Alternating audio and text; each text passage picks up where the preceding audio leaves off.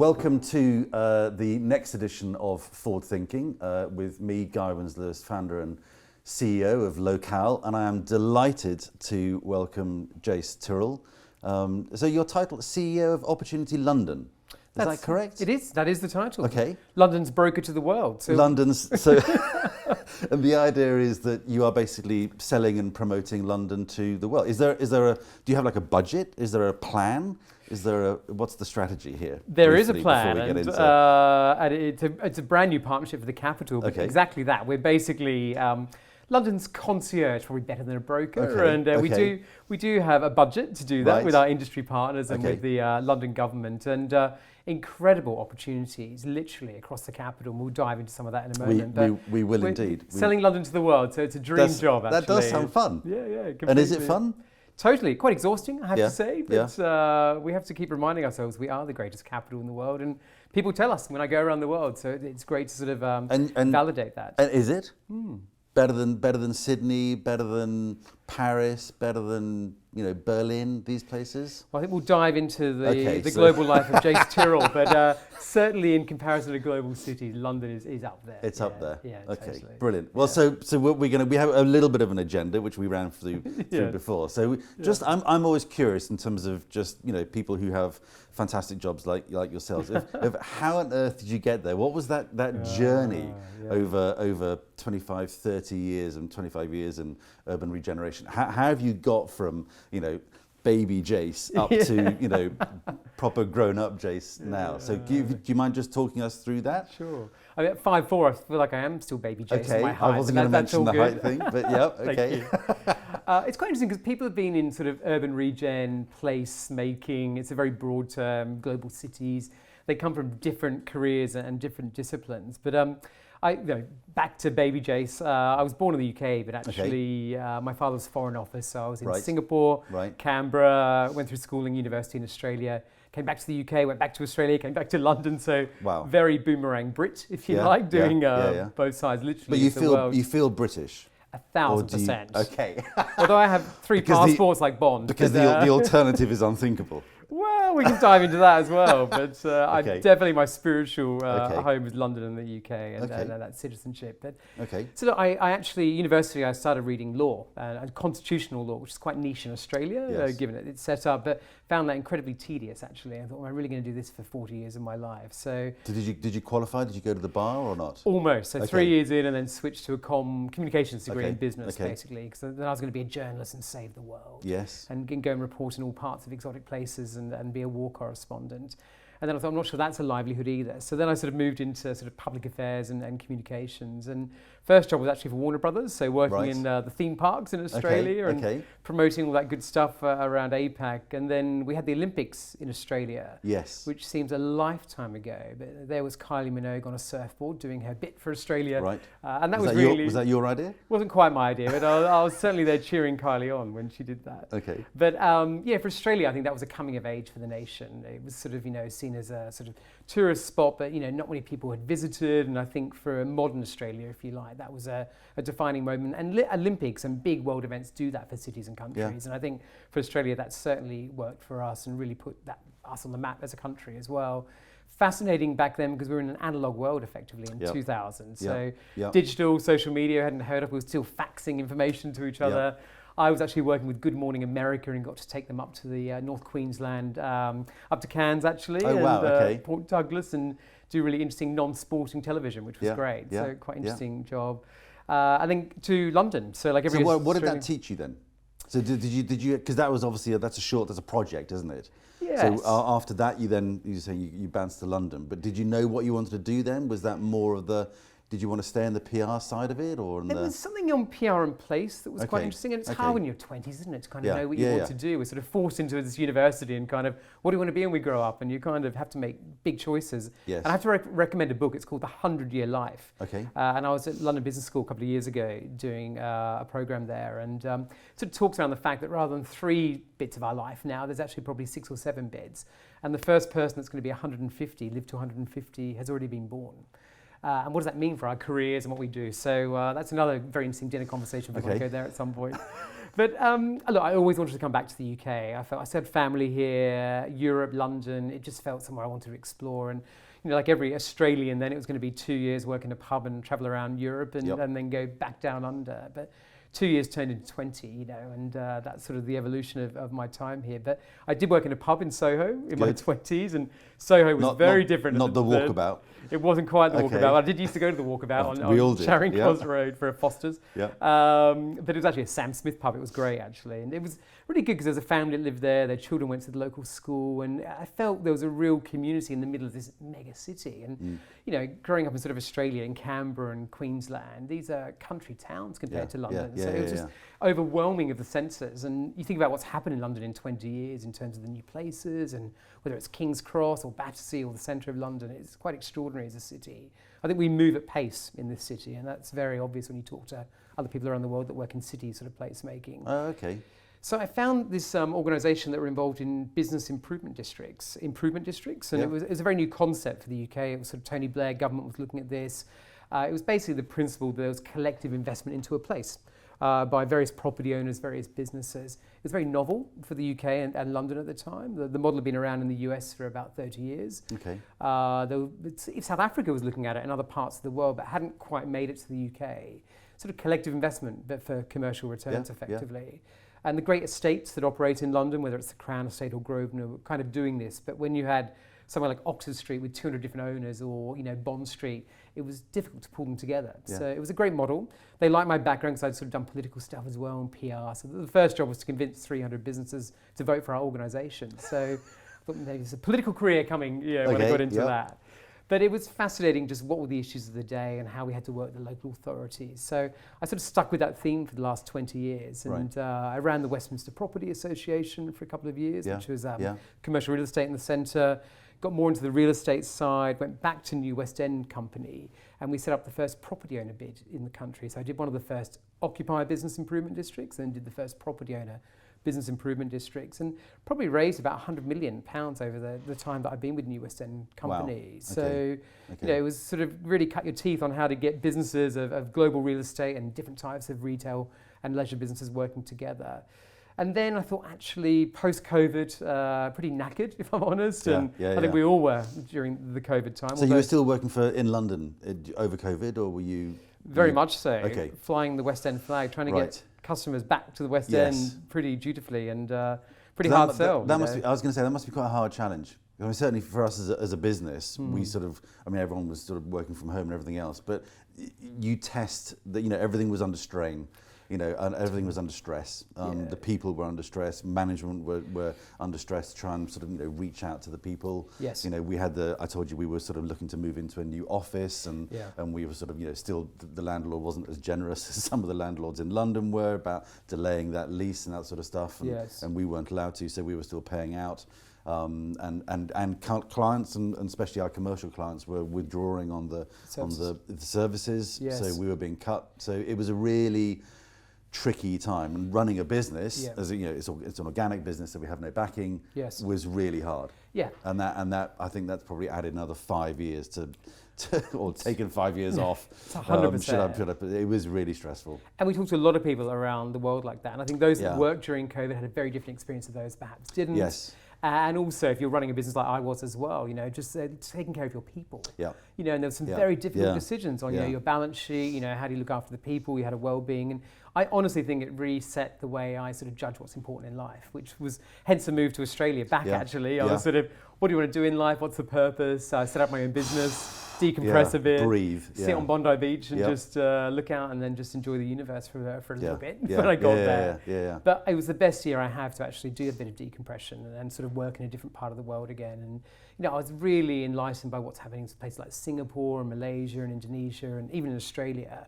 The stuff they're doing in the built environment, I think in some ways they're ahead of us in some of the stuff we're doing in London. I don't think we should ever be complacent about what London does. It has a lot of virtue and some really good stuff, but we should always keep our eyes open to the world and what other cities are doing and tech and innovation and everything else.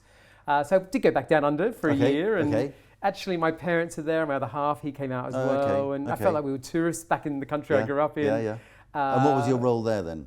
Basically, we're setting up again the first improvement district. Okay, so you're doing a bid, basically. So a bid, quite niche now, bids. In Sydney?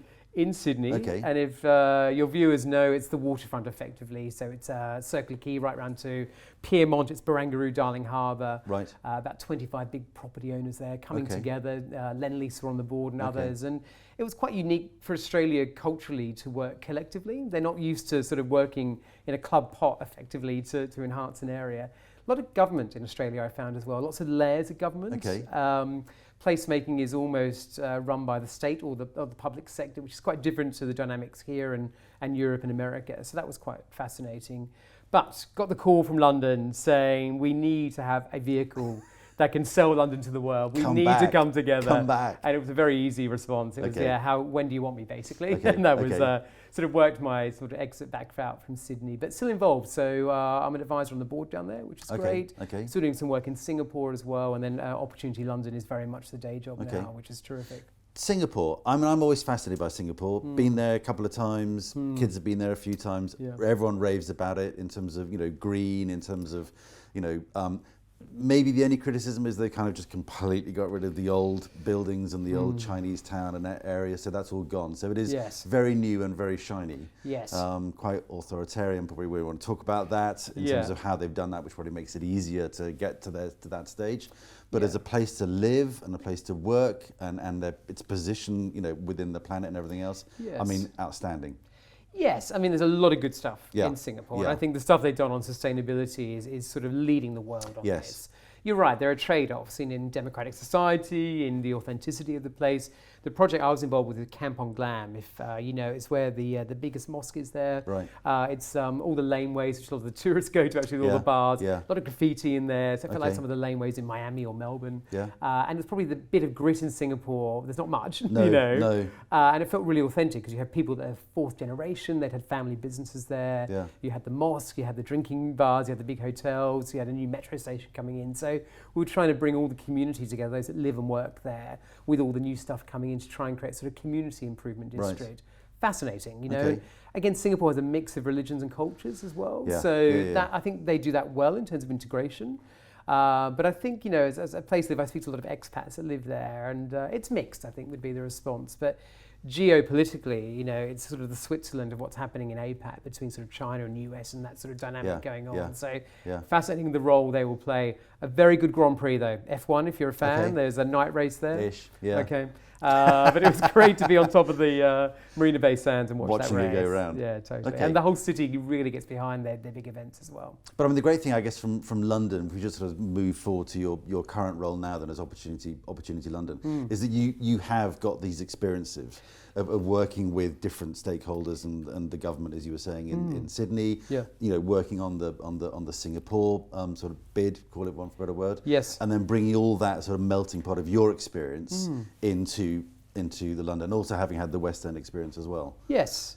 And I think, it's quite unique what we're trying to do because you're bringing industry together, you're bringing 32 boroughs and the City of London together. Yeah, that's you're no dealing with national mean government, feat. local I mean, government, the mayor's office. So Yeah. trying to get everyone to row in the same direction. Yeah. And the mission is really clear. We want to unlock the next 100 billion for the capital, and it's across low carbon, real estate, energy and infrastructure.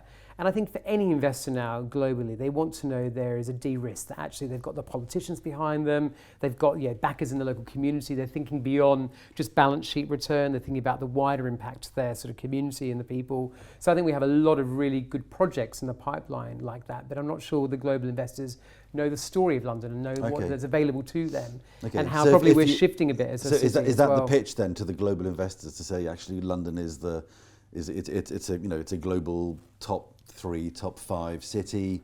We've got lots of potential. Yes. We need to move it around. We need to make some changes, but everyone is in line. And do you have those 32 boroughs and the mayor and Well, UK? Is everyone It's 100 days in, so waving flags and going, yeah, this is really exciting. We're all on board. we can come back in a year and ask the same Okay. question and see what we get to. But look, I think from a financial point of view, London is still the most globally traded real estate city in the world, even in the last 5 years, despite Brexit and COVID and everything else. Yeah. So I think our business case is robust. But I think what we're trying to do is show there is a world outside of Zone 1 and 2. There's some very good investments in Zone 1 and 2. We're right in the city here, incredible stuff going on in terms of repurposing the city. But Zone 3 to 6, our energy, our infrastructure, our housing, there's a lot more scope for opportunities.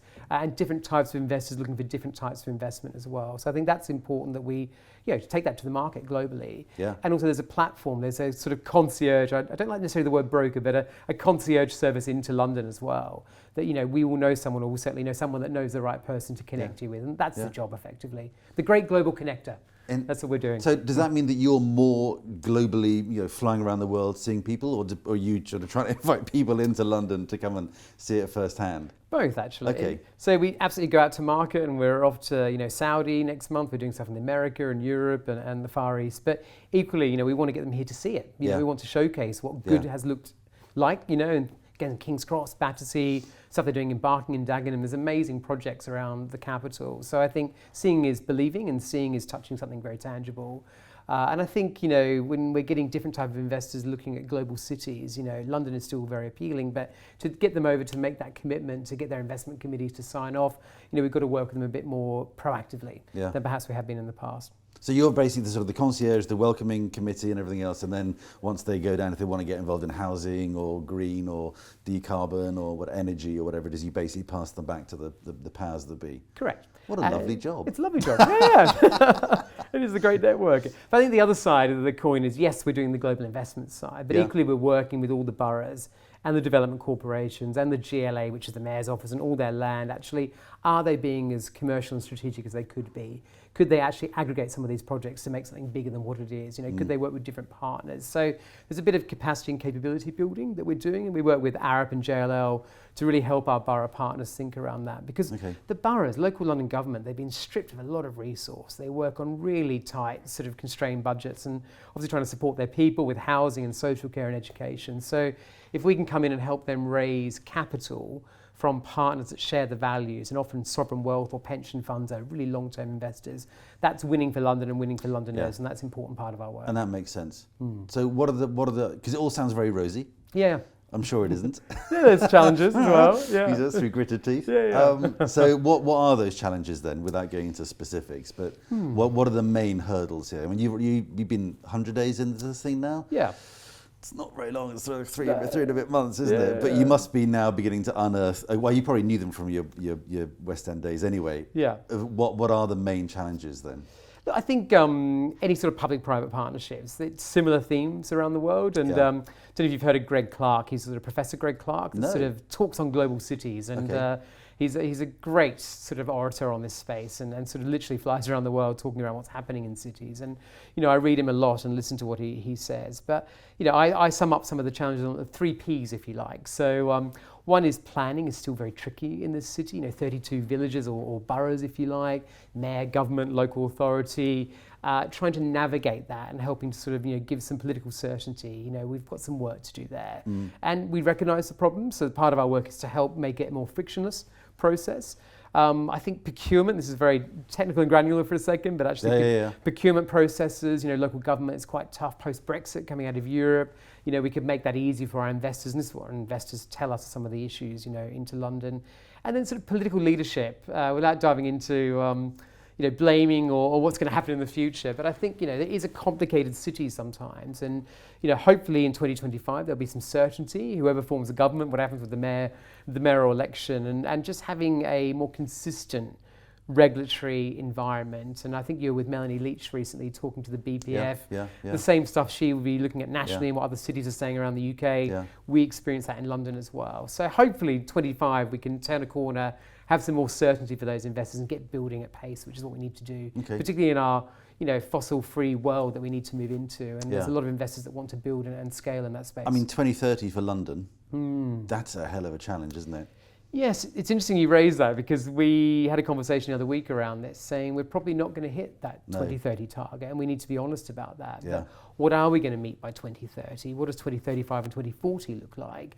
And I would hope whoever wins the mayoral race, we can have a really honest conversation for London about what the next 20 years of our critical infrastructure looks and feels like.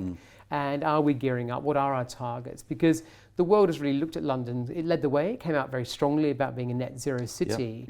Our reputation globally, if we're not going to meet that, or what we do need to meet that, we've got to be transparent about that. So I think you'll hear more about this in the coming months and year, what 2030 looks and feels like. It's interesting, isn't it? Because there was the one, it was a by-election maybe 6 months ago, whatever it was, and I think everyone was like talking about going into the ULEZ things, everything else, and then the one borough was like, no. Yes. and then it's not the wrong candidate, but a different candidate got it, and you felt actually that's just so it's just personal, selfish, greed, whatever it is, or positioning, rather than there's no holistic view there on sort of the benefit to the council, to the climate, to London as a whole. Yes. And it's just about me. I want my card. Don't impose these rules on me. Yeah. And I think you're right. I think the challenge is getting everybody in line, but then you've got to get the populace, behind that. You've got to get what we call the customer or the occupier or the client behind, and get everybody to say, no, come on, guys, this is better for you, better for London, better for the UK, better for the planet, and you've got to buy into this. But at the same time, you've got to make it easier, a more comfortable ride, rather than a hard binary. Binary. It can't be binary. You've got to get people on board over a period of time. I think there's still a big hearts and minds piece on this, and I think it's got to be carrot and stick. I think there's got to be incentives as well. But I think, in some ways, I think the industry, and I think it was Mark Carney that said this recently on a podcast, former Bank of England, that actually probably the world markets and capital is moving faster than probably governments and politicians around the world. So I would hope through business, actually, and through global capital, we're going to push some of the funds we talk to, they're social impact funds, environmental impact funds.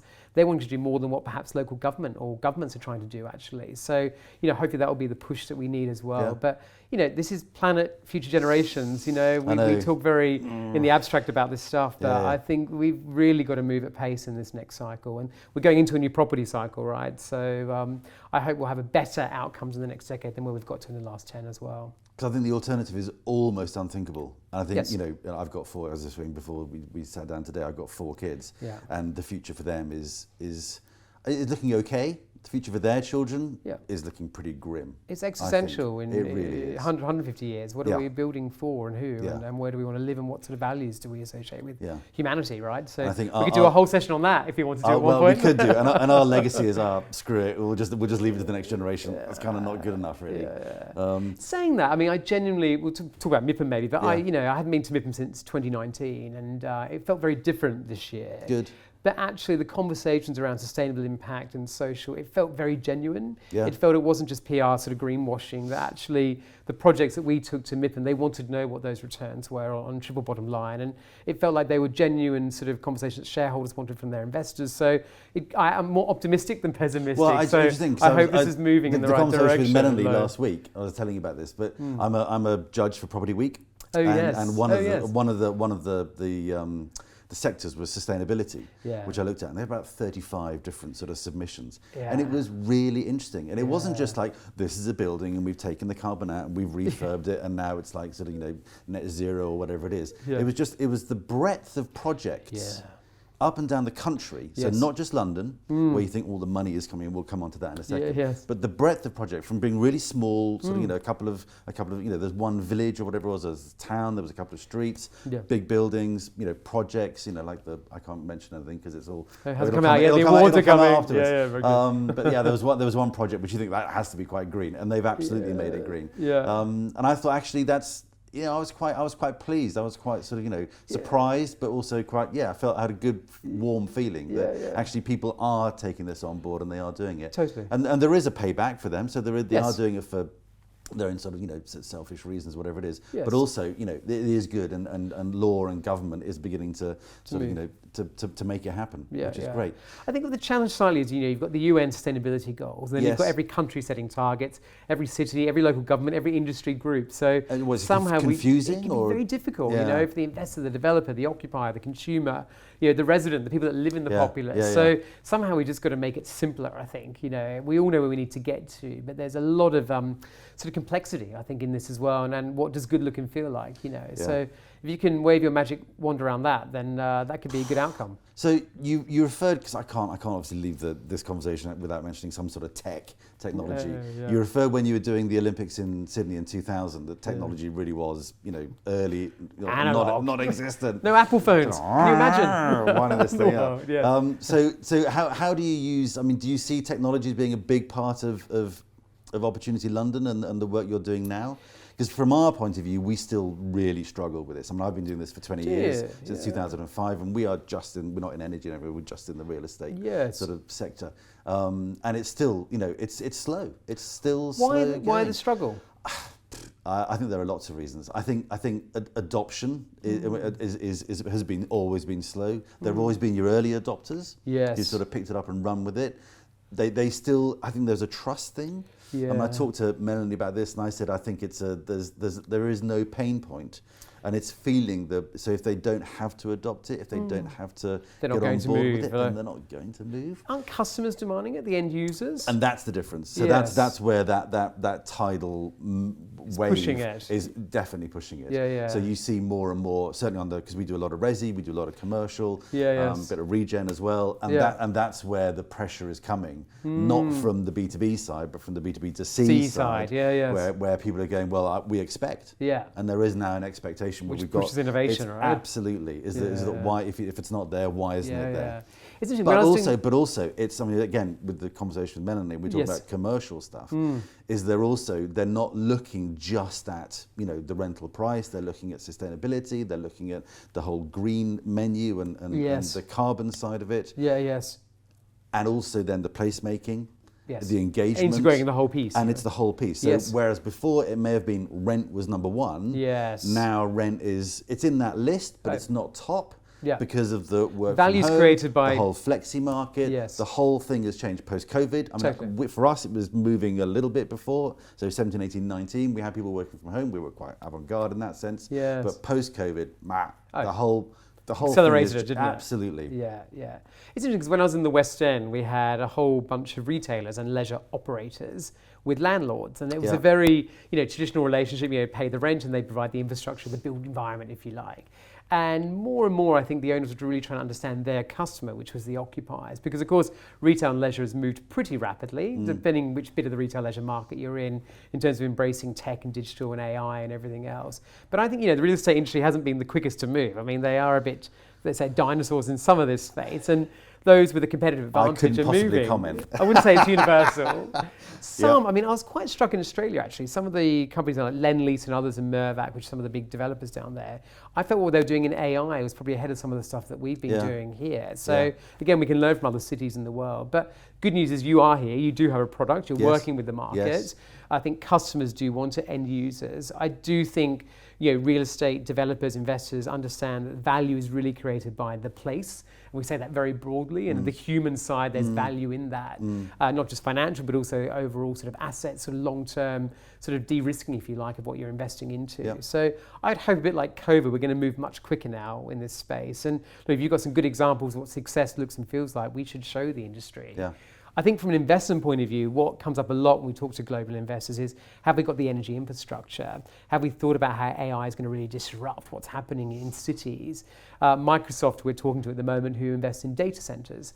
And they're talking about a site that will remain nameless, but it took them about 12 years from finding the site to actually getting it connected to sort of the local infrastructure grid. And we can't wait 12 years for the next data centers to be sort of invested in our capital. So things have got to move in terms of where the demand is. I mean, we go to a lot of events, conferences and everything else, and you get a panel of, sort of the great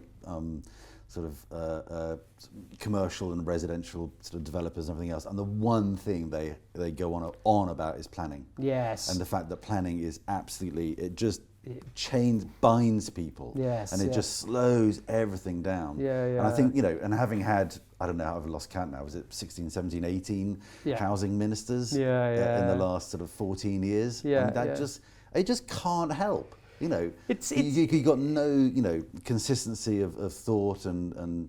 So is that an issue that you? I mean, when you talk about. So I think the other thing is, I find, because the public sector and private sector obviously have different dynamics, and the public sector is dealing with people's lives and health and education and safeguarding of children and all sorts of things in that. So naturally, the people that work in perhaps the public sector in planning, they're risk averse. Where perhaps on the private sector side, they're more risk taking, if you like, or more innovative might be a better way, or enterprising. We've got to find that bit in the middle, that grey bit where both sides come together, where there's a bit of risk on both sides. The dynamic is understood. We can pilot some stuff, innovate, try some new concepts. So Opportunity London is certainly in the Venn diagram, in that grey bit, if you like. And let's take a bit of risk. Let's try some new things. Let's push out some different stuff on planning. And we run these workshops with all the 32 boroughs in the city every quarter. And it's a bit like therapy, because there's no politicians in the room, and you can take a topic or take a project or look at something that's really worked well. and they're really candid, and they talk about the issues they have, whether it's sometimes political or the skills in their teams or whatever they're looking for. And I think we'll be doing more of that in the future, sort of bringing to life what the problems are, but also trying to find some solutions as well. So talking about solutions, I mean, it's and the whole planning thing is one of the things that we look at, because, you know, and again, we go to a lot of talks and everything else, but we also listen to what the clients are telling us. Yes. Super prime, no problem at all. You know, that is flying off the shelves, and great location and amenities and facilities and breakout areas, everything else. Prime is okay. It's not having a great time, but it's doing all right. The level 2 stuff, level 3 seems to be doing all right, because everyone's very happy to pay for, you know, cheap and cheerful and the more volume stuff and moving, quick and dirty and that sort of stuff. That's maybe not, but it's the tier 2 stuff that is the real problem child here. And I think we've got, you know, landlords who are really undecided in terms of what they're going to do with it.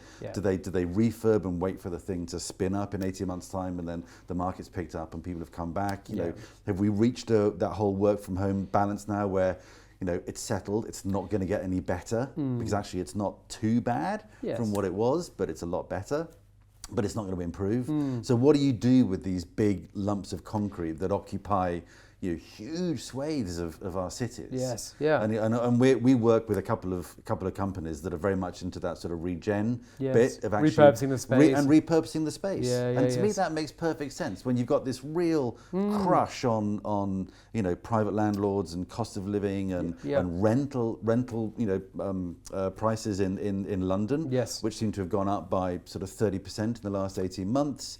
It just makes it more and more unaffordable. So repurpose the stuff that is there, have a long-term vision, and make them almost sort of mini mixed-use oases in the middle of, you know, what are quite dark, grey areas of London. I don't know. Is that something that's on the roadmap? Definitely. I mean, I think this conversation, whether I was sitting in New York or Singapore or Sydney or here, it's similar. You know, this BC stock, if you like. You know, sort of 20, 30-year-old buildings. What do we do with it? I think, to be fair, London has levelled out in terms of the work from home, dynamics of a city. I think it's very inspired what the City of London are doing in terms of destination city here, where we are. And I think other parts of the capital also trying to repurpose more mixed use and leisure, the 4-day weekend.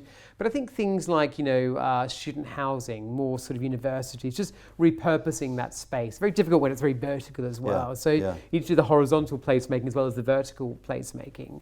But I think other cities around the world, they've gone up and they have used their buildings in different ways as well. I think the tipping point will be the cost of sort of the retrofit, the refurbishing, where the demand's coming from. I think, to be fair, probably the centre of London will be able to adjust, and there's a different dynamic happening in the outer bits of London, because sort of the village, if you like, the towns, people are using their main streets or high streets here, where I am, main streets or high streets. It is more mixed use, and you've got more commercial people. So I think, you know, the market will move, people are moving, people understand that. It's when we level off, when we readjust the pricing, but that's already happening. And someone said to me recently, for London overall, we're a very sort of publicly traded capital. We've probably had our revaluation. We are starting a new cycle where other parts of Europe, North America, even in Asia as well, there's probably a bit more pain to happen there. But I think we probably are ahead of the curve on what's happening, and the market understands that, and occupiers understand that here as well. Look at the West End, you know, Oxford Street, where I spent a lot of years. You know, it's office, it's a bit of residential, they're doing hotels, they're doing leisure centres. You know, I think that is probably the example, you know, the nation's high street, of what's happening in other towns and cities around the country as well. Yeah, interesting. Okay. So I'm not quite sure how long we've got left, but one of the 2 hours, wasn't it? It's about 2.5 hours. So one of the things I just wanted to sort of dive into was, what do you do outside of, because that is an incredibly full-on job in anybody's book. You know, and it's, you know, you're juggling an awful lot of plates here. So so what do you do in the Jace's free time? Interesting. We spoke a little bit before about cooking and who does the cooking at home, and I'm absolutely rubbish. But I think that's good in some ways. We get to go out and. But you probably don't jump on an aeroplane and go somewhere, do you? Or do you? No, it's great just to do sit and absolutely do very nothing little. And decompress a bit, you know, on the weekend. In fact, Easter for us, we've just been down at Mippen, then I was actually up in Helsinki and Estonia, which was fascinating for many different reasons. And their buildings are a different journey, post-Soviet kind of Estonia. What do you do with that? But actually being in London for the whole weekend was terrific, you know, down to Putney for the boat race and went to the National Gallery, and just being a Londoner back in the city was fantastic. But look, we travel a lot. My other half's in film and television, so he's on location, whether it's in Africa or parts of Europe as well. So it's quite nice to go to a place where I'm not working and to see how a city operates. And be a bit anonymous. Exactly. And film and television is really interesting, just how that works as well. I probably need to get to the gym a bit more, it's a bit more health in my life would be good, a bit more running or something. Put it off for another day, it's fine. But this job is all encompassing, but it's a great passion point as well. And I think, in life you have choices what you want to do, where you want to work, and I think this has really landed for me. As I feel like we're doing some really good stuff for the capital, but equally personally, it's just really stimulating. What's happening in different asset classes, different cities. So more of it, I say, in the future. And who knows, maybe a political career at some point, but I haven't ruled that out yet. In this country? Maybe. Okay. Who knows? A few decades left of work, so maybe something in politics eventually. Interesting. Yeah. So we were talking about Opportunity London. Where do you get people? How do people get involved in that? So it's a great partnership. So London and Partners, which your viewers might be aware of, is the sort of Mayor's Economic Development Agency. Yes. So they co-chair this with the NLA, which is the built environment group, if you like. But look, we want people that share our values, whether that's investors, whether that's developers, whether that's sort of innovation in the different asset classes we're looking at, to come and talk to us. We'd love to get involved. Right. I think we want to try new concepts, new place investment. So come and have a chat to Opportunity London. Plug for the website there, opportunity.london. And just help us on this journey for London. There's a lot of people that believe in the city and want it to be successful, and we want to work with them in the future. Well, it sounds like an incredibly exciting sort of opportunity. So, and the work you're doing.